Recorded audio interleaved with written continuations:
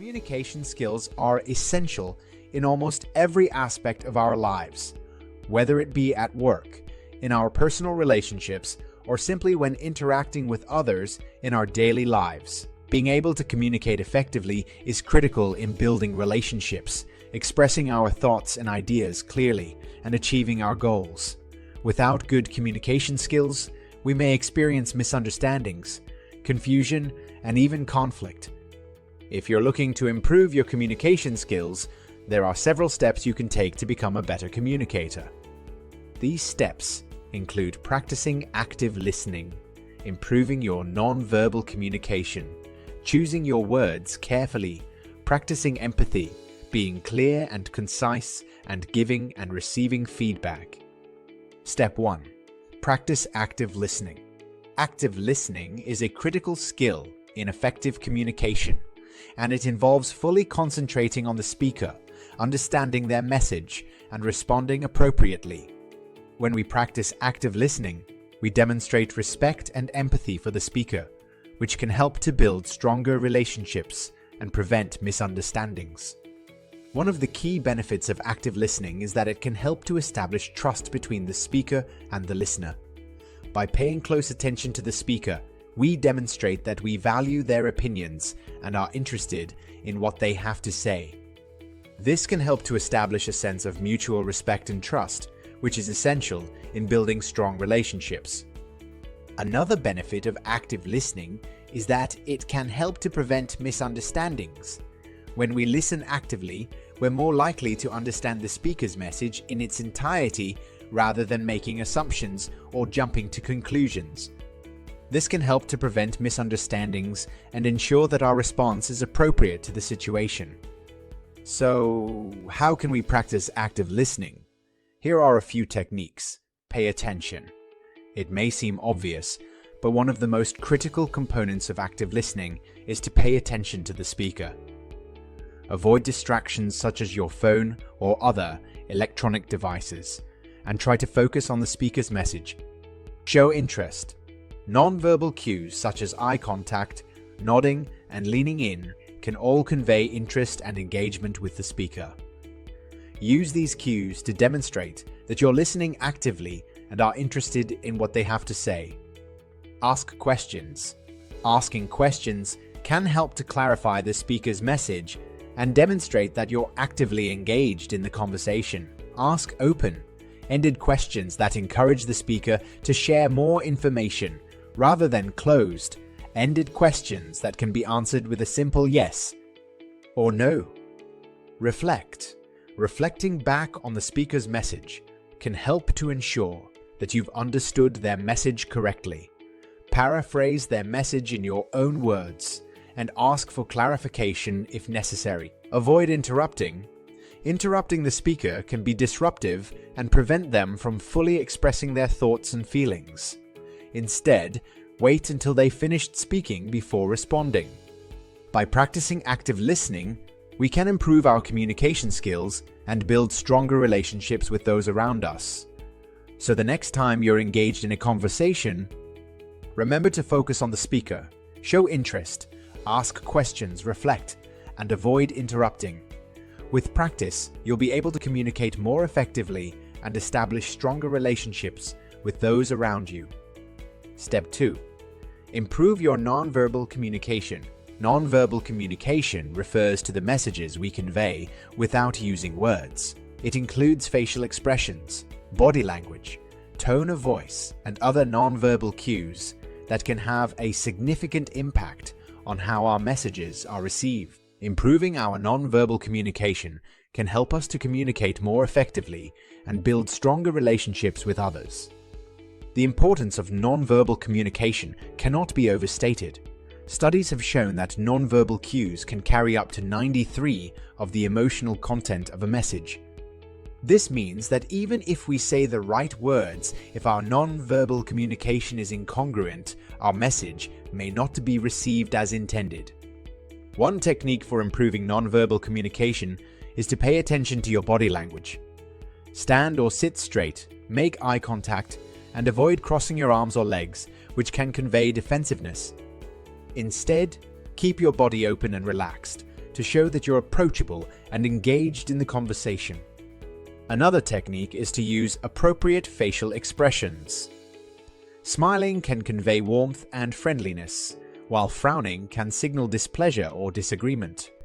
Pay attention to your facial expressions to ensure that they match the tone of the conversation. The tone of voice is another essential aspect of non-verbal communication. Speak clearly and at an appropriate volume, and avoid using a monotone voice, which can make you sound uninterested or disengaged. Using inflection and emphasis can help to convey your emotions and add depth to your message. Gestures can also play a significant role in nonverbal communication.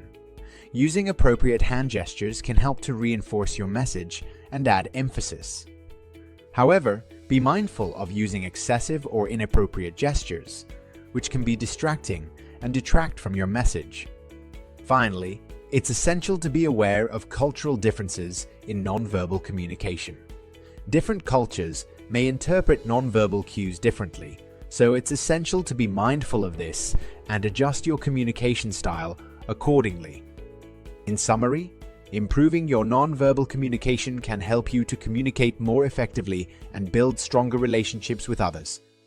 To improve your nonverbal communication, pay attention to your body language, use appropriate facial expressions, speak clearly and at a proper volume, use appropriate gestures, and be mindful of cultural differences.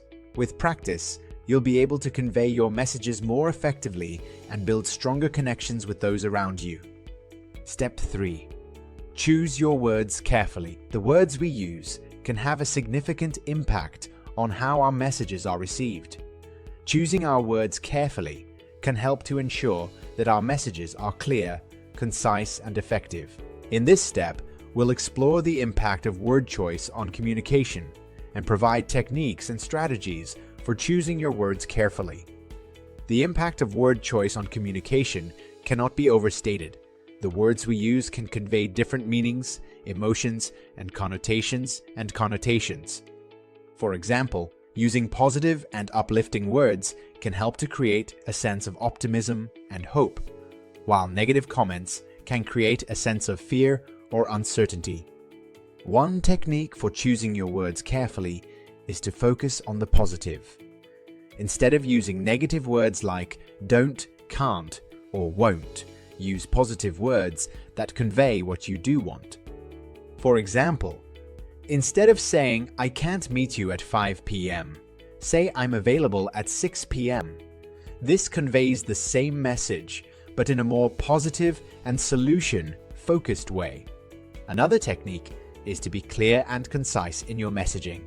Avoid using jargon or technical terms that may not be familiar to your audience. Instead, use simple and straightforward language that is easy to understand.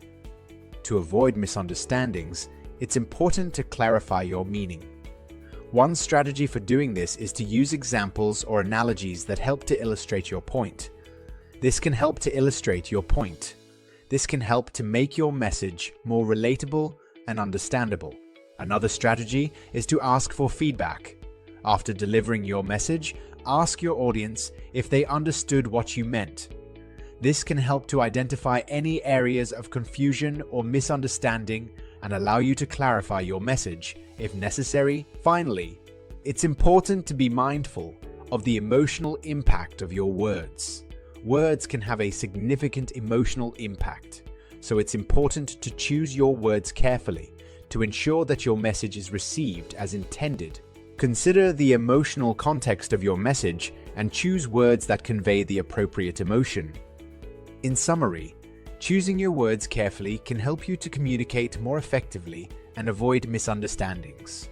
Choose your words carefully, focus on the positive, be clear and concise.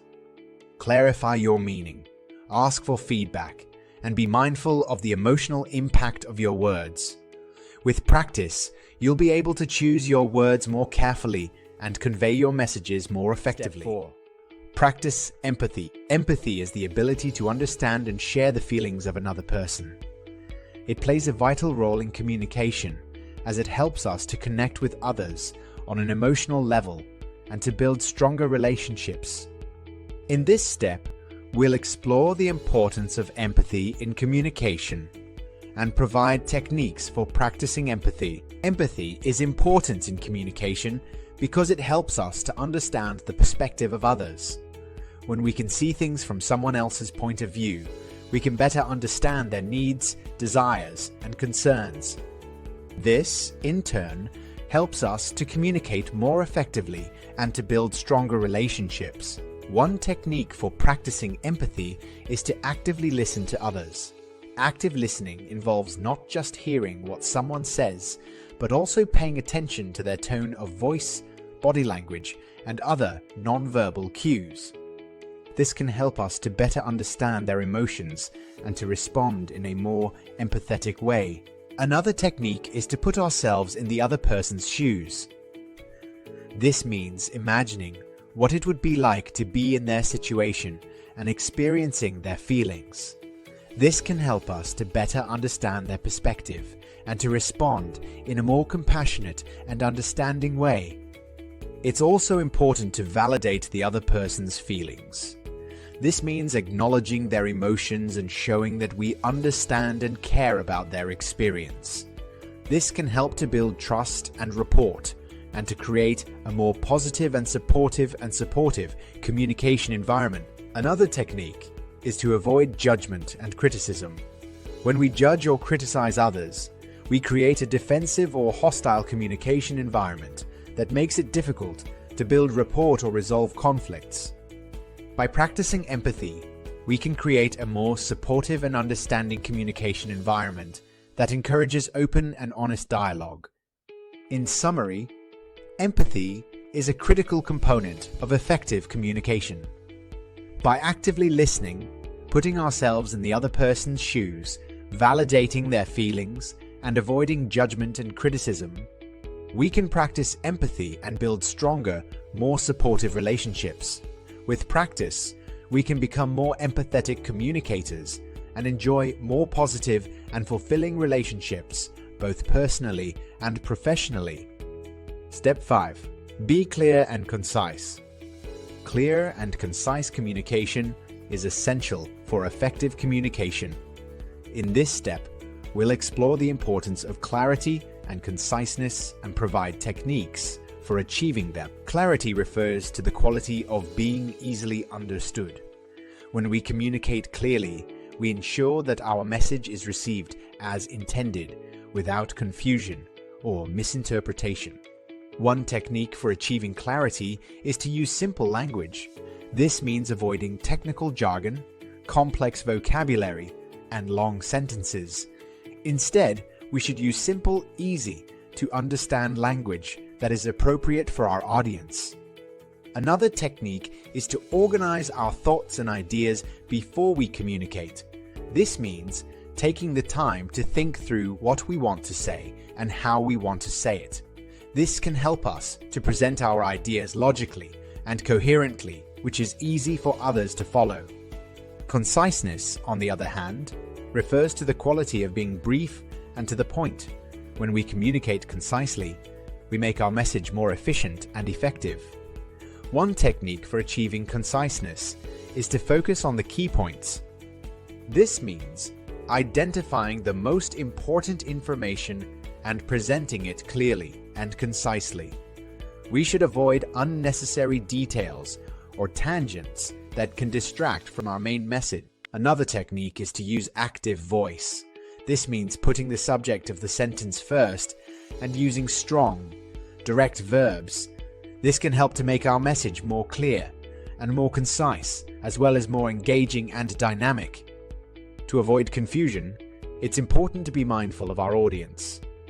We should consider their background, knowledge, and experience and tailor our message accordingly. We should also check for understanding by asking questions or summarizing our message to ensure that our audience has received it as intended. In summary, clear and concise communication is essential for effective communication.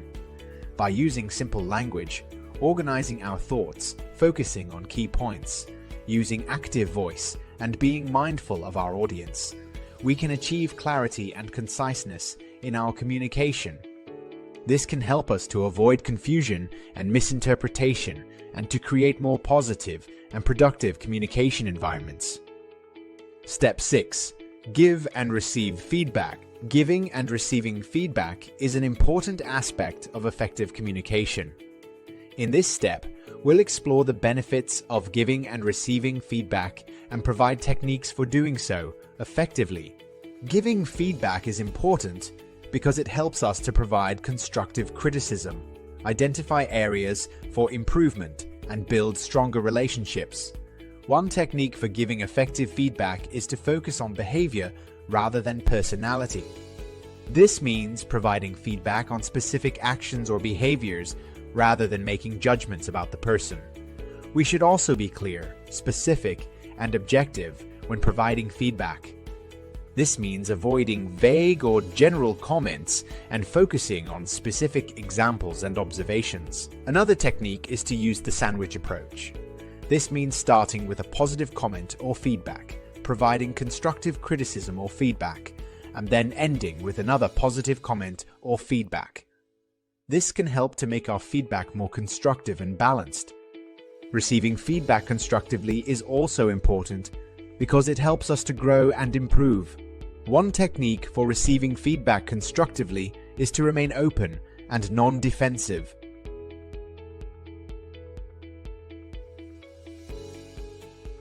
This means listening to the feedback without becoming defensive or argumentative. We should also ask questions for clarification and seek to understand the other person's perspective. Another technique is to focus on the specific behaviors or actions that are being discussed. This means avoiding personalizing the feedback or making it about our self-worth. We should also take time to reflect on the feedback and identify areas for improvement. Improving our communication skills is an ongoing process, but by following these steps, we can make significant progress. Let's review the 6 steps we've covered. Step 1. Practice active listening. This involves focusing on the speaker, avoiding distractions, and providing feedback. Step 2. Improve nonverbal communication. This includes paying attention to body language, facial expressions, and tone of voice. Step 3. Choose your words carefully. This means using language that is clear, concise, and specific. Step 4. Practice empathy.